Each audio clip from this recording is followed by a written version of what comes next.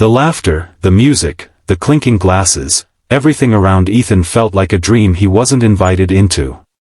He stood quietly near the back of the wedding hall, his hands buried in his pockets, pretending to be just another guest. But inside, he was fighting a storm no one else could see.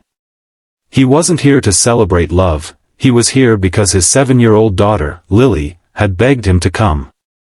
"Please, Daddy. Aunt Claire said I can be the flower girl." "You have to come too," she'd said, her small fingers tugging at his sleeve with that smile he couldn't say no to.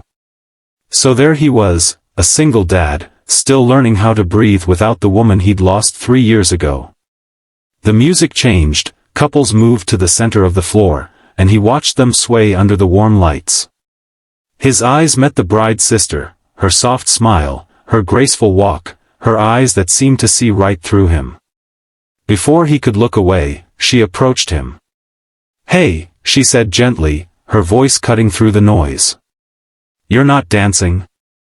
Ethan hesitated. "No, I'm just watching." But she didn't take that as an answer.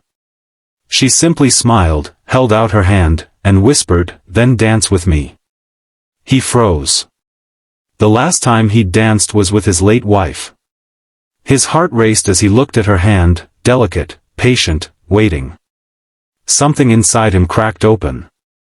He took her hand before he even realized he had. As they stepped into the light, his world shifted. Every step felt like healing. Every spin brought back a forgotten warmth. Lily's laughter echoed nearby, and for the first time in years, he didn't feel broken, just human again. The woman's name was Emma. And as they danced, something unspoken passed between them. Two souls carrying their own scars, finding rhythm in the middle of someone else's fairy tale. That night, when the music faded and people left, Emma found him outside by the lake, sitting quietly. "Thank you for dancing," he said, his voice low. "Thank you for saying yes," she smiled. "Sometimes the hardest dance is the one we don't plan." She looked at him for a long moment before adding softly, "You look like a man who deserves to start again." He wanted to believe her. Maybe he did. Months passed. The wedding became a memory, but that one dance turned into messages, coffee meetings, laughter, and eventually, healing.